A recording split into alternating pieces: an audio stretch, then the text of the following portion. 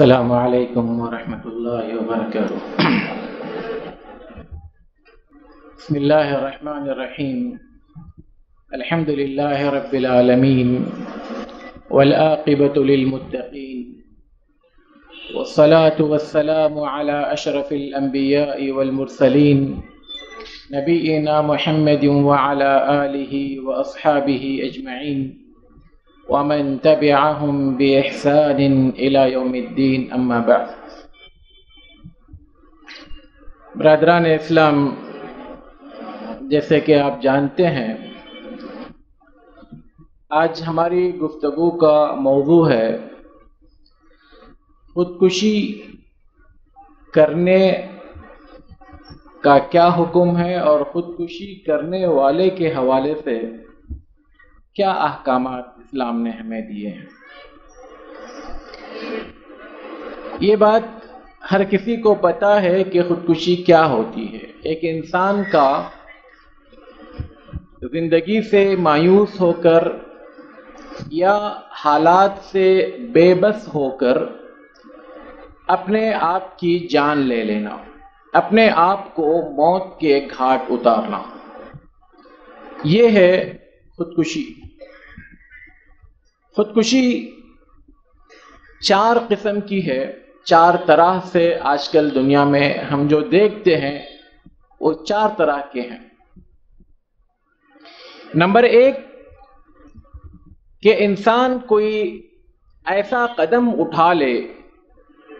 یا ایسی چیز کھا لے جس کے کرنے سے موت یقینی ہے، جیسے کوئی زہر کھا لے یا کسی بلندی سے چھلانگ لگا دے، یا تیرنا نہیں آتا ہو اور کنویں میں اپنے آپ کو ڈھکیل لے، تو ہر وہ تمام چیز جس کے کرنے سے موت یقینی ہے، یہ خودکشی ہوتی ہے اگر انسان جان بوجھ کر رہا ہو تو۔ دوسری چیز، انسان ایک ایسا کام یا ایک ایسی حرکت کرے یا ایک ایسی چیز کھائے پیے جو ڈائریکٹ تو اس کو موت کے گھاٹ نہیں اتارتی ہے، لیکن اس کو دھیرے دھیرے موت کی طرف لے جاتی ہے۔ اور اسی کی دوسری شکل یہ ہے، اس کی تفصیل آگے آئے گی، اسی کی دوسری شکل یہ ہے کہ انسان کو اپنے آپ کا بچاؤ کرنے کے لیے اگر وہ بیمار ہے تو دوا کھانی چاہیے، انسان کو زندہ رہنے کے لیے خوراک اور غذا کھانی چاہیے، لیکن وہ انسان کھانا کھانا چھوڑ دے، دوا کھانا چھوڑ دے اور دھیرے دھیرے موت کی طرف اپنے آپ کو نکال لے، تو یہ بھی ایک طرح کی خودکشی ہے، اگرچہ کہ یہ خودکشی پہلے والی خودکشی سے تھوڑی ہلکی ہے۔ تیسری خودکشی جو آج کل پچھلے کچھ سالوں سے خاص کر مختلف جگہوں پر دیکھی جاتی ہے، وہ یہ کہ ایک انسان کا انتقامی کارروائی کرتے ہوئے، بدلے کی جذبات میں آ کر، بدلہ لینے کے جوش میں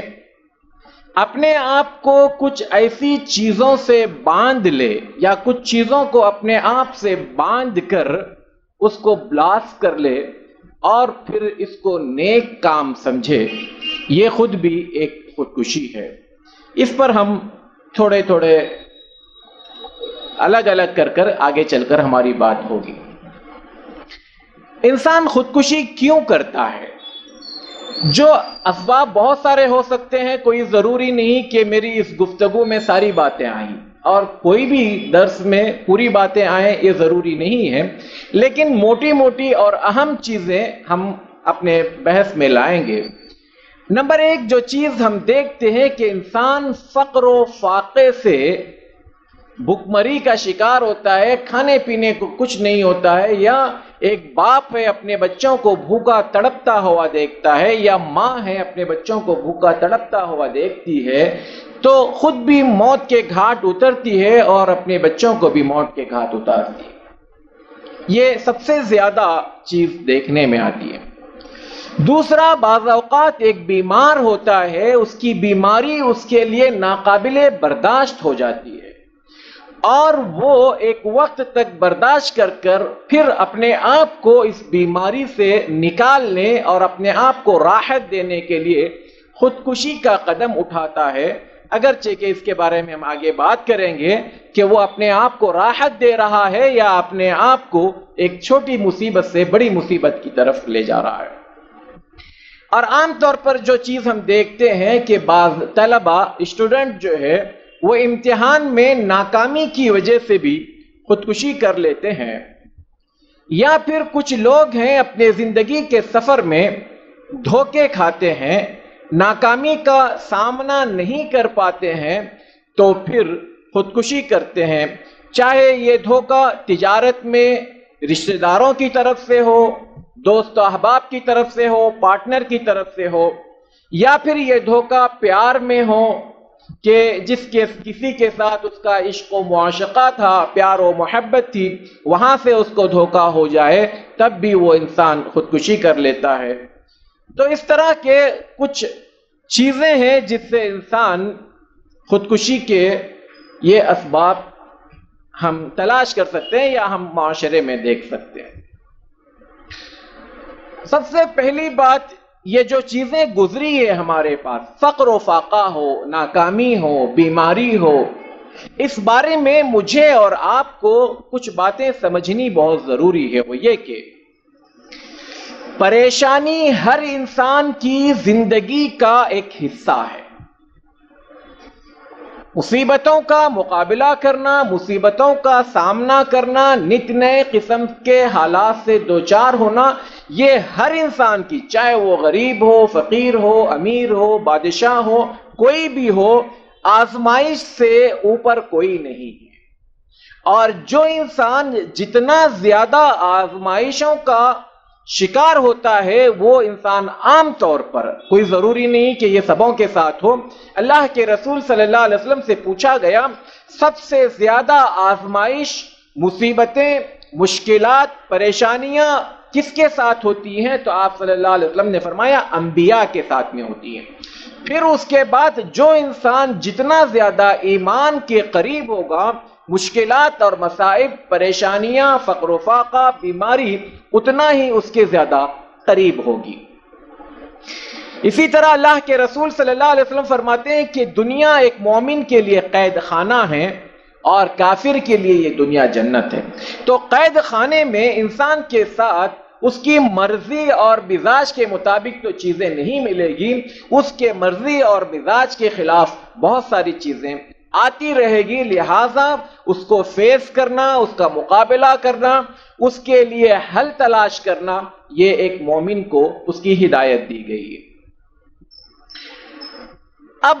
ایک مومن اور ایک کافر، یہ دو انسان ہیں، دونوں میں سے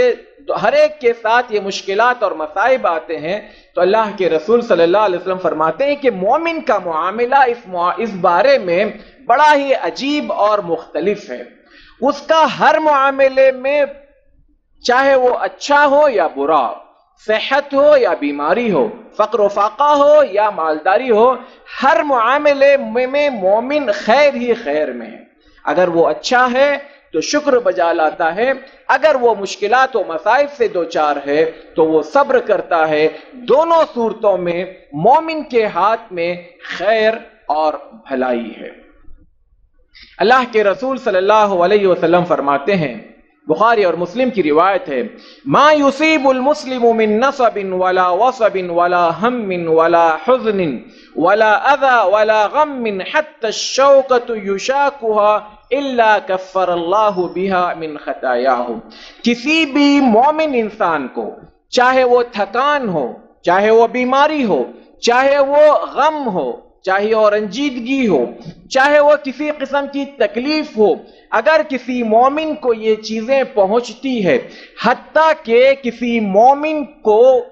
اس کے پیر میں ایک کانٹا بھی چبھتا ہے تو اللہ تبارک و تعالی اس کے بدلے میں اس کو اس کے گناہوں سے پاک کر دیتا ہے۔ کوئی بھی چیز جو مزاج اور ہماری طبیعت کے خلاف ہو، ہماری طبیعت پر گراں گزرتی ہو، میں اس کو مشکل اور پریشانی سمجھتا ہوں، اگر میں اس کو بخوشی قبول کر لوں اور اس کو اللہ تبارک و تعالی کی مرضی کہہ کر خاموش رہوں، صبر کروں، تو اللہ کے رسول صلی اللہ علیہ وسلم نے فرمایا کہ یہاں پر اس کے گناہوں کو دھو دیا جاتا ہے، یا اس کے گناہوں کو اللہ تبارک و تعالی نیکیوں میں بدل دیتا ہے۔ اللہ کے رسول صلی اللہ علیہ وسلم ایک دوسری حدیث میں فرماتے ہیں، لا يزال البلاء بالمؤمن والمؤمنة في نفسه وولده وماله حتى يلقي الله وما عليه خطیہ۔ ایک مومن مرد اور ایک مومن عورت کے ساتھ پریشانیاں، آزمائشوں کا دور ہمیشہ باقی رہے گا، کنٹینیو رہے گا۔ ایک سے نجات پایا، دوسرا معاملہ کھڑا ہو گیا، ایک سے نکلا، دوسرے نے انتظار میں ہمارا استقبال کیا۔ تو اس طرح کی جو چیزیں آئے گی زندگی میں ہمیشہ نت نئے قسم کی، اللہ کے رسول صلی اللہ علیہ وسلم فرماتے ہیں چاہے وہ مال میں ہو، چاہے وہ اولاد میں ہو، چاہے وہ اس کی اپنی جان میں ہو، کسی بھی قسم کی یہ چیزیں آئے گی تو اللہ تبارک و تعالی سے اگر وہ ان معاملات پر خوش رہ کر، راضی رہ کر، صبر کر کر اللہ سے ملاقات کرے گا تو اس کے اوپر ایک گناہ بھی باقی نہیں رہے گا، تمام گناہوں سے پاک ہو کر وہ اللہ تبارک و تعالی سے ملاقات کرے گا۔ لیکن یہ اسلام کی میرے اور آپ کے لیے، اسلام نے مجھے اور آپ کو یہ اچھی دین دی ہے، یہ میرے اور آپ کے لیے خوشی اور سعادت کی بات ہے کہ میں جن حالات سے بھی گزر رہا ہوں اپنے آپ کو خیر کے ساتھ رکھتا ہوں، تو یہ بہت اچھی بات ہے۔ لیکن اس کے علاوہ قرآن مجید نے انسان کی فطرت بیان کیا کہ انسان کی فطرت باوجود اس کے کہ وہ مومن ہے، مسلمان ہے، وقتی طور پر جب مشکلات آتے ہیں،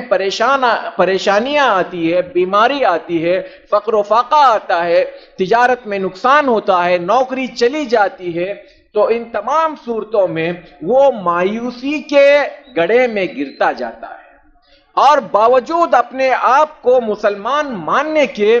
تقدیر پر کمزور ہوتے جاتا ہے،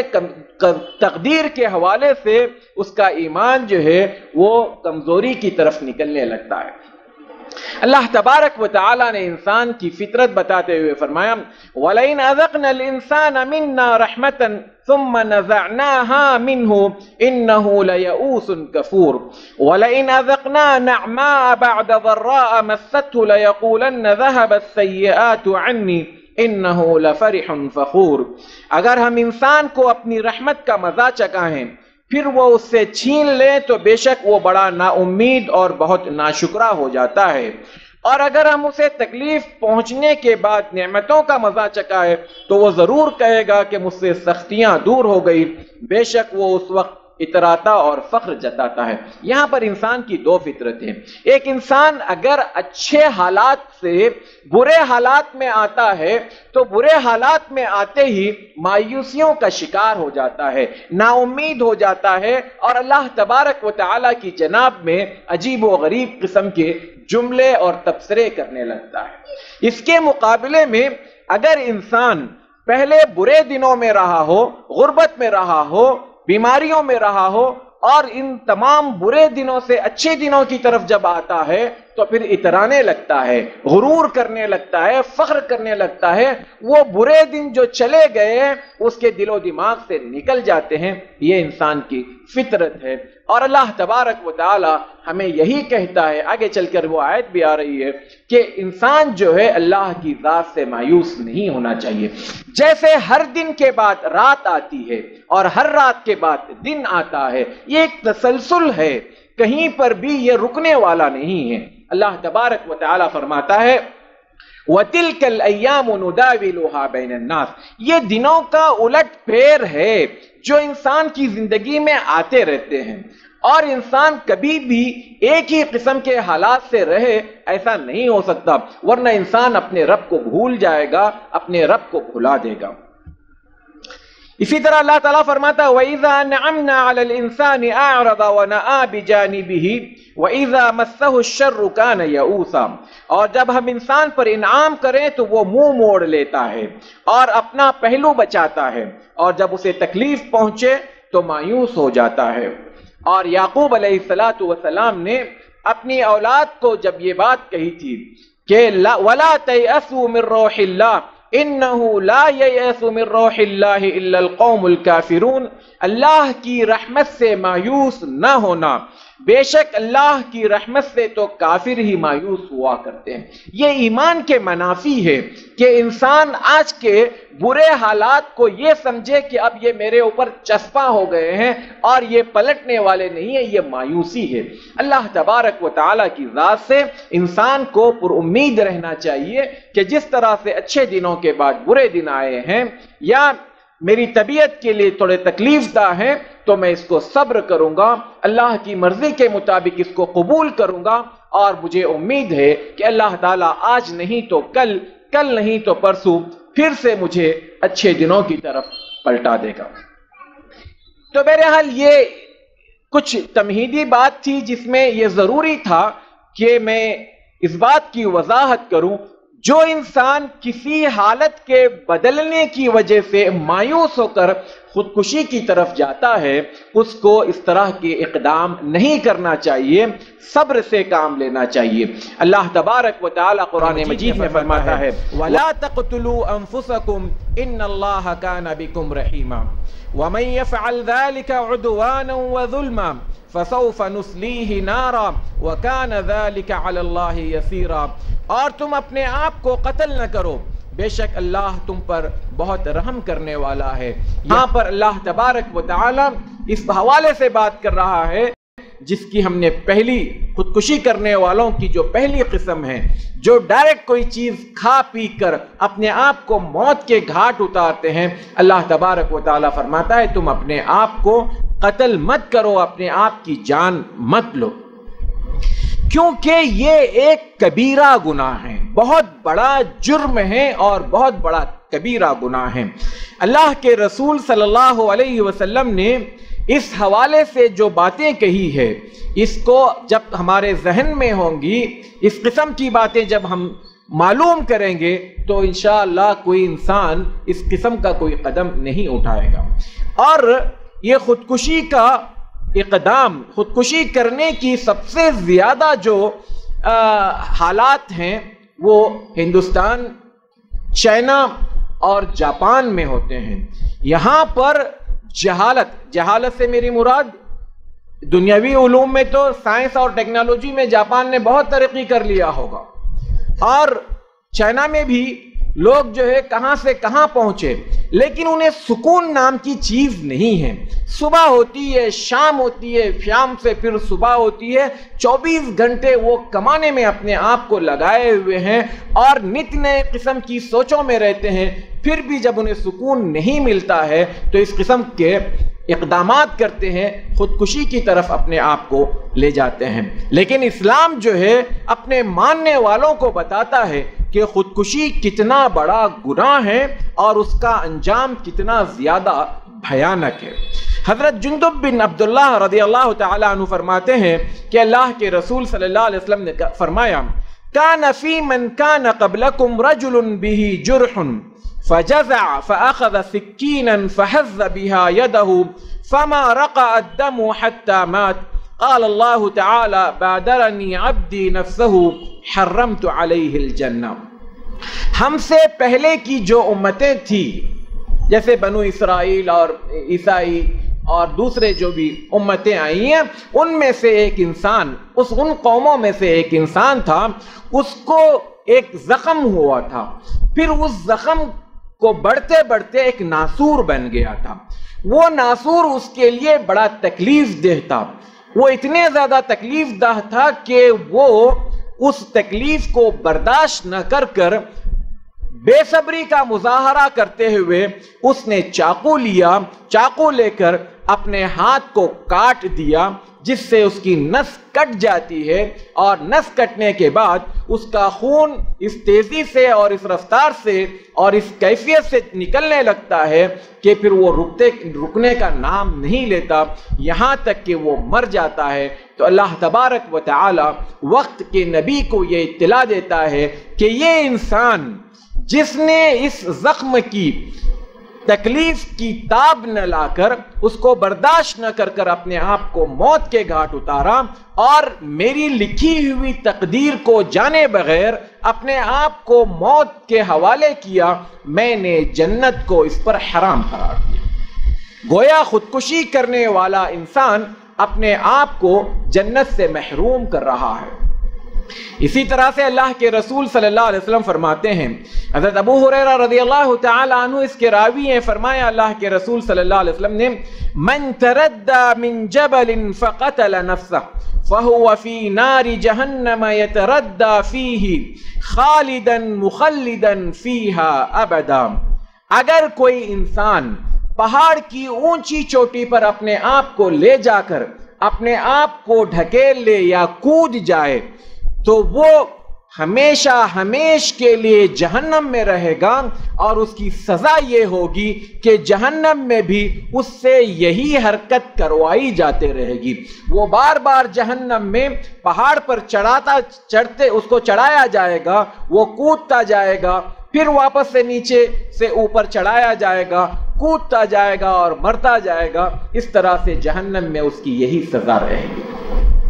اور اس کے آگے فرمایا اللہ کے رسول صلی اللہ علیہ وسلم نے، وَمَن تَحَسَّى سُمًّا فَقَتَلَ نَفْسَهُ فَسُمُّهُ فِي يَدِهِ يَتَحَسَّاهُ فِي نَارِ جَهَنَّمَ خَالِدًا مُخَلَّدًا فِيهَا أَبَدًا۔ اور اگر کسی انسان نے اپنے ہاتھ میں مٹھی بھر کر زہر لے اور زہر کو کھا جائے تو اس کی سزا یہ ہوگی، وہ ہمیشہ ہمیشہ جہنم میں زہر لیتا جائے گا،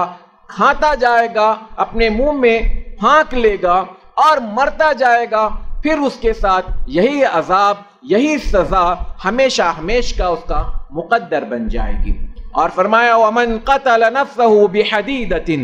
فَحَدِيدَتُهُ فِي يَدِهِ يُجَعُ بِهَا فِي بَطْنِهِ فِي نَارِ جَهَنَّمَ خَالِدًا مُخَلَّدًا فِيهَا أَبَدًا۔ اور اگر کوئی انسان کسی چاقو سے، کسی چھری سے یا کسی لوہے سے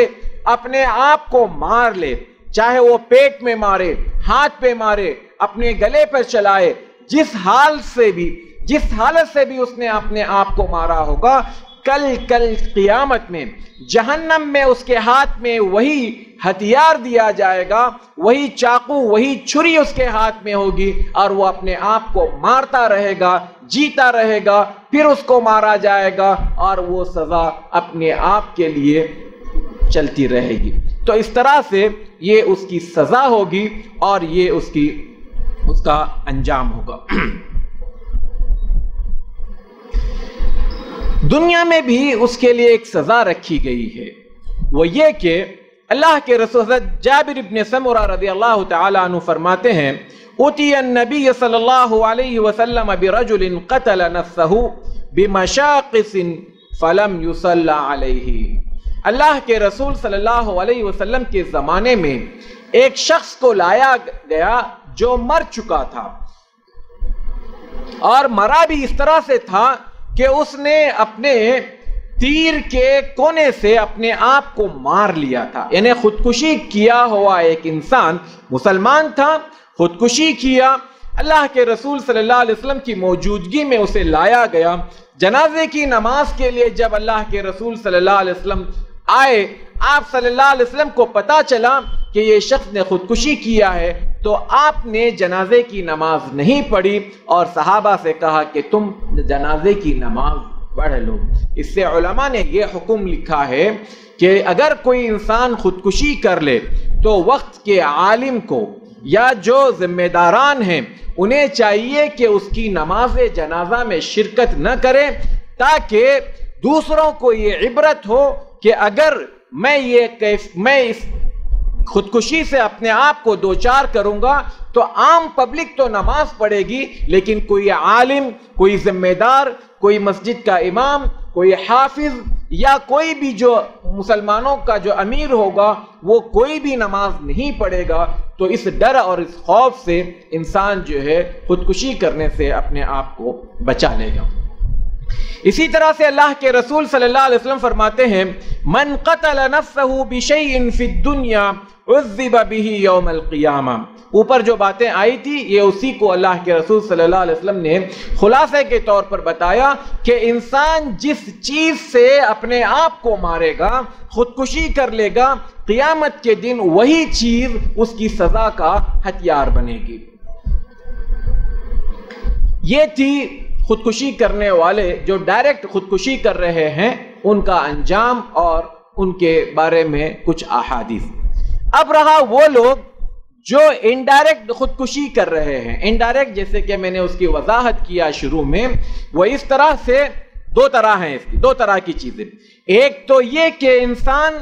کچھ ایسی چیزیں کھائے پیے جس کے بارے میں یہ یقینی بات ہو کہ یہ انسان کو موت کے گھاٹ لے جانے والا ایک سلو راستہ ہے، یا پھر انسان کھانا پینا چھوڑ دے، دوا کھانا چھوڑ دے اپنی بیماری کے باوجود، اور اپنے آپ کو مرنے کے لیے چھوڑ دے۔ یہ دونوں صورتیں بھی اس کیفیت میں آتی ہیں۔ آئے ہم اس کے بارے میں بات کرتے ہیں۔ اللہ تبارک و تعالی نے فرمایا وَلَا تُلْقُوا بِأَيْدِيكُمْ إِلَى التَّهْلُكَةِ وَأَحْسِنُوا إِنَّ اللَّهَ يُحِبُّ الْمُحْسِنِينَ۔ اپنے ہاتھ ہلاکت میں نہ ڈالو اور اچھائی کرو، بے شک اللہ تعالیٰ اچھائی یعنی نیکی کرنے والوں کو پسند کرتا ہے۔ یہاں پر اللہ تعالیٰ نے کیا کہا؟ اپنے آپ کو ہلاکت کی طرف مت لے جاؤ، ہلاکت میں مت لے جاؤ نہیں کہا، ہلاکت کی طرف یعنی جو راستہ ہلاکت کی طرف جا رہا ہے اس کی طرف مت لے جاؤ۔ اس میں کیا کیا چیزیں ہیں یہ میں نہیں کہہ رہا ہوں، یہ آپ یا تیسرا چوتھا شخص نہیں کہہ رہا ہے۔ جو کمپنیاں بناتی ہیں وہ کمپنیاں خود کہتی ہیں، مثال کے طور پر سگریٹ کے پیکٹ پر لکھا ہوا ہوتا ہے کہ یہ سگریٹ کیا ہے، انسان کو ایسی بیماریوں کا آماجگاہ بنا دیتا ہے جس کا سیدھا راستہ کیا ہے، موت ہے، اور اس کے اندر پائی جانے والی خباثتیں۔ ٹھیک ہے، اسلامی نقطہ نظر سے جب ہم بات کریں گے تو سگریٹ حرام ہے، اس میں دو رائے نہیں ہے، سگریٹ حرام ہے۔ اسی طرح سگریٹ کے ساتھ اور بھی دوسری چیزیں آتی ہیں، شراب، اور موجودہ دور میں جو چیزیں آتی ہیں گٹکا یا پھر اور نشیلی چیزیں، یہ جتنی بھی چیزیں ہیں چاہے وہ انجیکشن کے ذریعے لیتے ہوں، چاہے وہ پاؤڈر کی شکل میں لیتے ہوں یا پتوں کی شکل میں لیتے ہوں، اس کی جو بھی شکل ہوگی یہ تمام کی تمام جو ہے انڈائریکٹ جو ہے ایک طرح کی خودکشی ہے۔ اور اس میں مرنے والا انسان پہلے والے خودکشی کے جیسا نہ بھی ہو تو یہ بھی خودکشی کا ایک حصہ ہے۔ اور اللہ تبارک و تعالی نے یہاں پر جو حکم دیا ہے اس میں بالکل کھلے لفظ ہیں، اِلَى التَّهْلُكَةِ، یعنی یہ ہلاکت کا راستہ ہے، اس کی طرف بھی تم اپنے آپ کو مت لے جاؤ۔ لہٰذا جو لوگ سگریٹ پیتے ہیں، گٹکا کھاتے ہیں، شراب پیتے ہیں، وہ بھی ایک طرح سے اپنے آپ کو خودکشی کے راستے پر لے کر جا رہے ہیں، جو کہ حرام ہے اور یہ نہیں کرنا چاہیے۔ اب یہ بات کہ سگریٹ کیوں حرام ہے یہ ایک بہت تفصیلی گفتگو ہے، بہت لمبی بات ہے جو شاید آج ہم اس کو پورا نہیں کر سکیں گے، لیکن پھر کبھی اگر موقع ملے تو وہاں پر یہ ضمناً بات آئے گی انشاءاللہ۔ اس کی ایک اور چیز بھی ہے، یہ جو چیز ہے خاص کر سگریٹ کی، اللہ کے رسول صلی اللہ علیہ وسلم نے فرمایا لا ضرر ولا ضرار، نہ اپنے آپ کو تکلیف پہنچاؤ نہ اپنے وجہ سے دوسروں کو تکلیف پہنچاؤ۔ یہ اسلام کا ایک قاعدہ ہے، ہر وہ کام جس سے آپ کو بھی تکلیف، اذیت، مشکل یا بیماری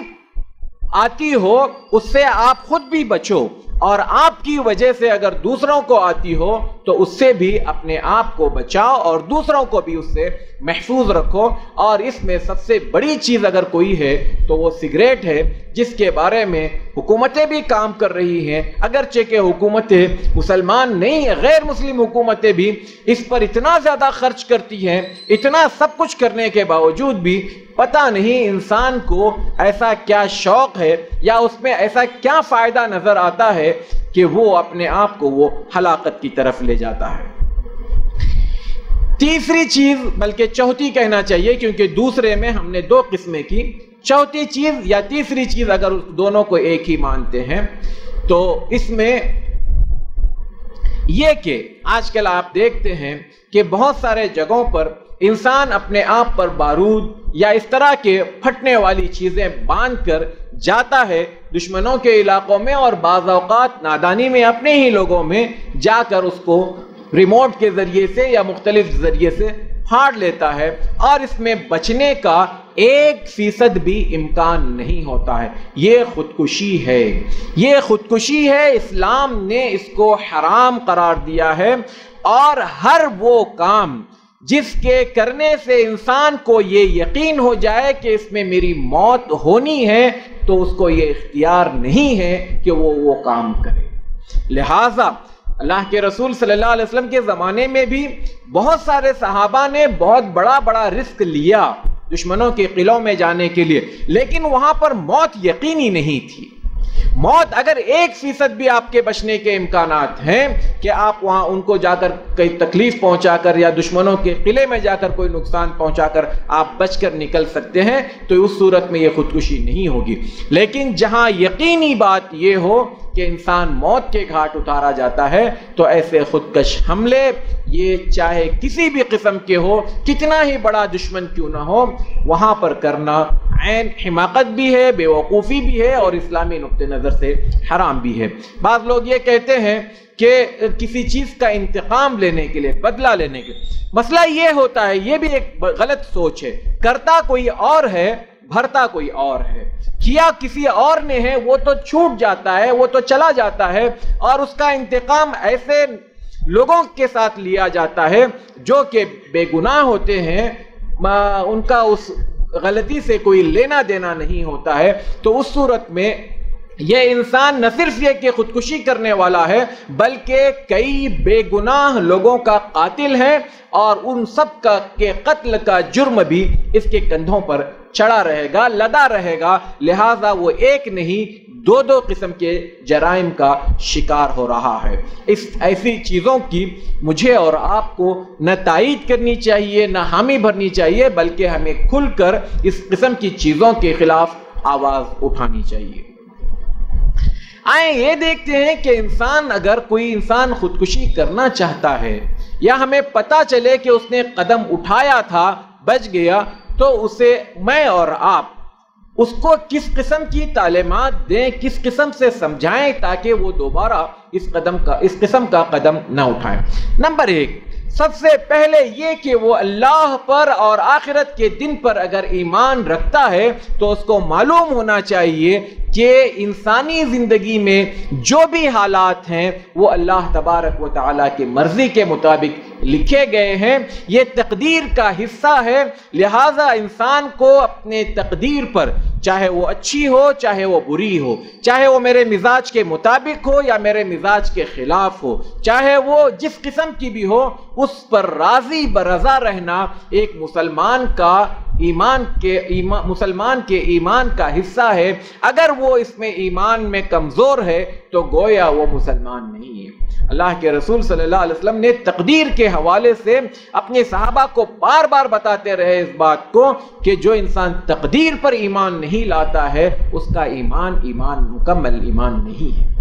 تو تقدیر پر ایمان. اب جو بھی حالات ہیں، چاہے بیماری کی شکل میں ہو، فقر و فاقے کی شکل میں ہو، آپ اس کا حل تلاش کیجئے. آپ اس کو جتنا برداشت کر سکتے ہیں برداشت کیجئے. اللہ کے رسول صلی اللہ علیہ وسلم نے کہا اگر آپ کے مصائب مشکلات زیادہ ہیں، آپ کی تقدیر بدل سکتی ہے، آپ دعا کیجئے. لا يرد القدر الا الدعاء. دعاؤں کے ذریعے سے ہم اپنی تقدیر کو بدل سکتے ہیں. لہٰذا اس کو اللہ پر اور اللہ کی لکھی ہوئی تقدیر پر ایمان لانے کے حوالے سے رہنمائی کرنی چاہیے اور پھر خوب دعا کرنے کی اسے ہدایت کرنی چاہیے۔ دوسری چیز، ابھی جو انجام ہم نے سنا ہے ان تمام انجام سے اس کو باخبر کرنا چاہیے کہ اس کا انجام کیا ہے۔ اور اس بارے میں کسی شاعر نے بڑا اچھا شعر کہا، انسان یہ سمجھتا ہے کہ یہ مشکلات اور یہ مصائب سے میں اپنے آپ کو نجات دلانے کے لیے خودکشی کر رہا ہوں، جبکہ شاعر کہتا ہے اب تو گھبرا کے یہ کہتے ہو کہ مر جائیں گے، اب تو گھبرا کے یہ کہتے ہو کہ مر جائیں گے، مر کے بھی چین نہ پائے تو کدھر جائیں گے۔ تو ظاہر سی بات ہے انسان ان حالات سے گھبرا کر پریشان ہو کر خودکشی کر رہا ہے، لیکن حقیقت یہ ہے کہ وہ بارش سے بھاگ کر جا رہا ہے اور پرنالے کے نیچے جا کر کھڑا ہو رہا ہے۔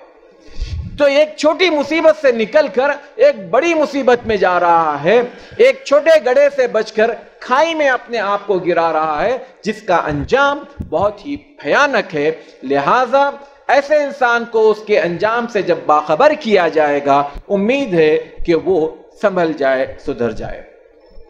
تیسری چیز، ایسے انسان کو نیک کاموں اور نیک لوگوں کے ساتھ جڑے رہنے کی ہدایت دینی چاہیے تاکہ وہ انسان جو ہے برائیوں سے اپنے آپ کو بچے اور اپنے آپ کو تنہائی میں نہ رکھے۔ تنہائی میں جب انسان ہوتا ہے تو شیطان اسی قسم کے نت نئے خیالات اس کے دل میں ڈالتا ہے اور وہ پھر اس قسم کے وہ اقدامات کرتا ہے۔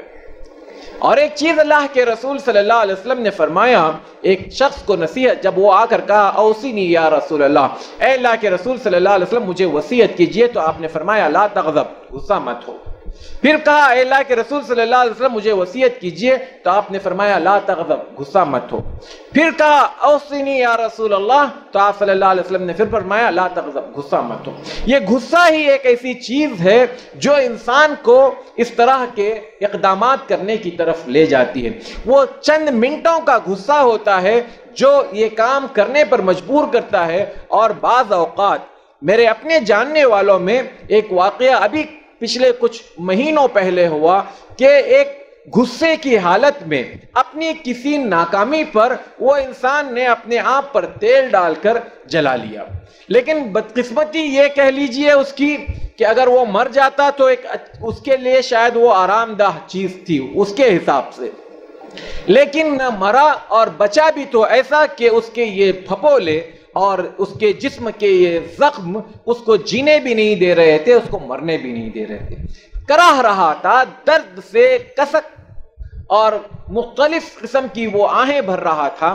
اور چاہ رہا تھا کہ اس کو موت آئے، لیکن نہیں۔ پھر بعد میں وہ خود کہنے لگا کہ میں غصے میں یہ سب کچھ کیا، مجھے ایسا نہیں کرنا چاہیے تھا، اور پھر پچھتانے لگا، حسرت اور افسوس کرنے لگا، لیکن اب اس کا افسوس کرنا، حسرت کرنا کوئی معنی نہیں رکھتا اور اس کے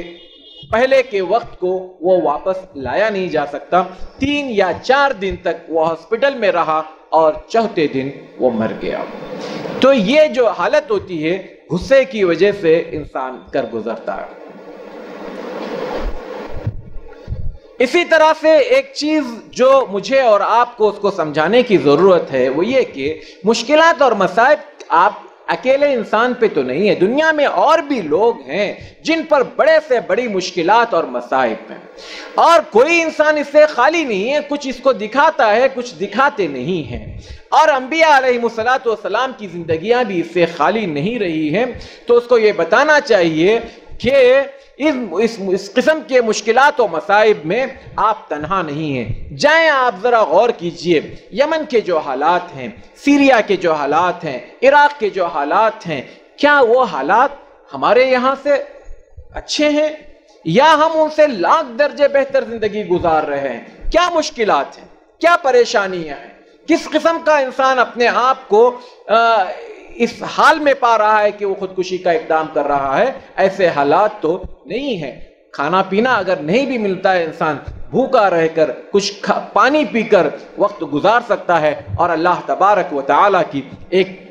اپنا وعدہ ہے کہ میں اپنے بندوں کا کھانے یا اس کے رزق کی ذمہ داری اللہ نے لی ہے، کم ملے گا، تھوڑا لیٹ ملے گا، لیکن ملے گا ضرور. انسان کو صبر سے کام لینا چاہیے. اور ایک چیز جو اس کو بتانی چاہیے وہ یہ کہ عام طور پر انسان اس قسم کے جو اقدام اٹھاتا ہے اس میں یہ کہ ہمیشہ اپنے سے اونچے والوں کو دیکھتا ہے, اپنے سے اوپر والے کو دیکھتا ہے تو کڑتا ہے, اندر ہی اندر سے وہ جلتا ہے کہ اس کے پاس گاڑی ہے, 4 ویلر ہے, میرے پاس نہیں ہے, میرے سامنے کا بچہ ہے دیکھو کہاں سے کہاں پہنچ گیا. یا ایک انسان جو اپنی کلاس میں بہت اچھا ہوتا ہے اور ایک دوسرا جو فیل ہوا ہوتا ہے لیکن آگے چل کر تجارت میں آگے بڑھ جاتا ہے, یا اتفاق سے کوئی نوکری مل جاتی ہے, یا جیسے بھی وہ کمانے لگ جاتا ہے اور یہ سوچتا ہے کہ میں اتنا ٹاپر رہ کر پیچھے ہوں اور یہ میرے سامنے فیل ہونے والا اتنا آگے نکل گیا. اس قسم کی چیزوں میں بھی انسان خودکشی کرتا ہے. اور یہ ایک واقعہ ہے میرے سامنے. ایک مرتبہ ٹرین میں ایک وکیل سے اتفاق سے پونا سے آتے ہوئے بات ہو رہی تھی. وہ کہہ رہا تھا, غیر مسلم ہے, وہ کہہ رہا تھا کہ جو حالات ہیں یہاں پر اس کے حساب سے میرا بیٹا 12ویں میں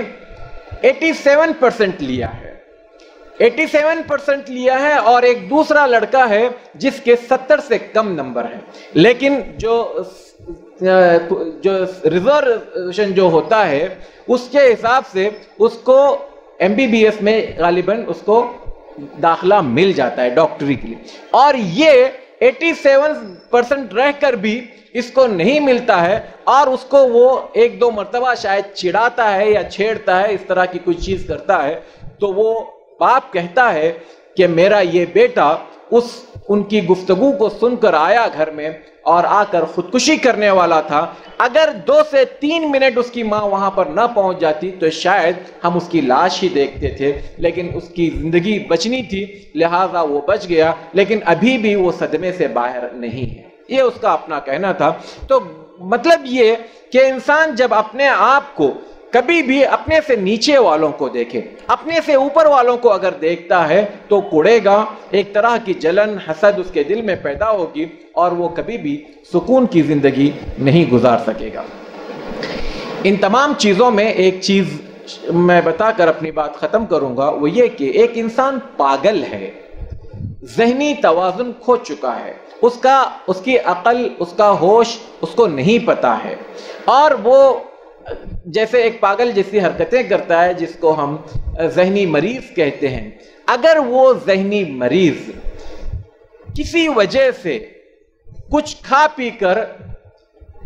موت کے خودکشی کرتا ہے, اگر واقعی میں وہ ذہنی مریض ہے, پاگل ہے, عقل اس کی بالکل کام نہیں کرتی, اس کو سمجھ بوجھ نہیں ہے, تو اس کے بارے میں علماء نے یہ لکھا ہے کہ اس کے لیے یہ حکم نہیں ہے, کیونکہ اسلام کے جو احکامات ہیں, اسلام کے جو سزائیں ہیں وہ اس انسان کے لیے ہیں جو عقل ہوش رکھتا ہے. جو انسان پاگل ہے, ذہنی توازن کھو بیٹھا ہے اور وہ اپنے عقل اور ہوا سے کام نہیں لیتا ہے, تو اس کے بارے میں اللہ کے رسول صلی اللہ علیہ وسلم کی ایک حدیث ہے, رفع القلم عن 3 عن المجنون المغلوب على عقله وعن النائم حتى يستيقظ وعن الصبي حتى يحتلم. 3 قسم کے لوگوں سے قلم اٹھا لیا گیا ہے. ایک وہ پاگل جس کی عقل کام نہیں کرتی ہے اور وہ انسان اپنے سوچ بوجھ سے محروم ہے, تو اگر اس سے اس قسم کا کوئی قدم اٹھ جائے تو اس کو ہم یہ نہیں کہیں گے کہ یہ حرام موت مر گیا ہے, اس کا معاملہ اس کے رب کے حوالے کر دیں گے. ہم خاموشی اختیار کریں گے, نہ اس کے حق میں کچھ اچھا بولیں گے, نہ اس کے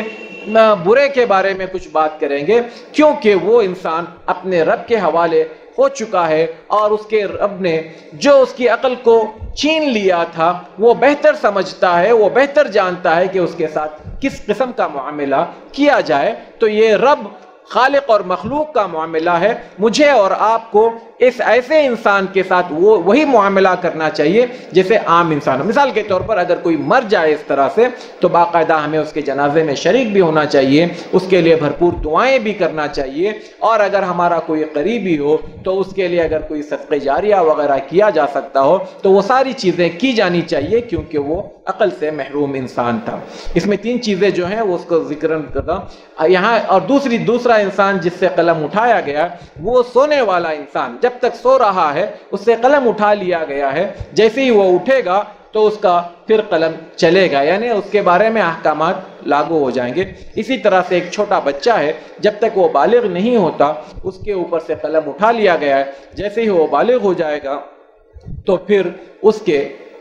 حوالے سے جو کچھ احکامات ہیں وہ سب لکھے جائیں گے، اچھائیاں لکھی جائے گی، برے ہیں تو برائیاں لکھی جائے گی۔ تو یہ کچھ باتیں تھی خودکشی کے حوالے سے۔ اللہ تبارک و تعالی ہم سب کو، سارے مسلمانوں کو اس قسم کے کبیرہ جرم سے اللہ تعالی ہمیں محفوظ رکھے، اور اللہ تبارک و تعالی ہمیں ان حالات سے بھی دور کرے جس میں عام طور پر انسان اس قسم کے اقدامات کرتا ہے۔ اللہ تعالی ہم سب کو اپنے مرضی کے مطابق زندگی کی گزارنے کی توفیق عطا فرمائے، آمین۔ وآخر دعوانا ان الحمدللہ رب العالمین، سبحانک اللہم وبحمدک، اشہد ان لا الہ الا انت، استغفرک واتوب الیک۔ ایک سوال ہے، جس مسجد میں قبر ہو تو وہاں نماز پڑھنا چاہیے گا؟ جس مسجد میں قبر ہو اس مسجد میں نماز نہیں پڑھنا چاہیے۔ اس کی دو شکلیں ہو سکتی ہے کہ پہلے سے قبر تھی پھر مسجد بنائی گئی، یا مسجد ہے اس میں قبر بنائی گئی۔ دونوں صورتوں میں انسان کو ایسی مسجد میں نماز نہیں پڑھنی چاہیے، بلکہ ان مساجد میں نماز پڑھنی چاہیے جس میں اس قسم کی چیزیں نہیں ہوتی ہیں۔ سبحانک اللہم و بحمدک، اشہد ان لا الہ الا انت، استغفرک و اتوب الیک۔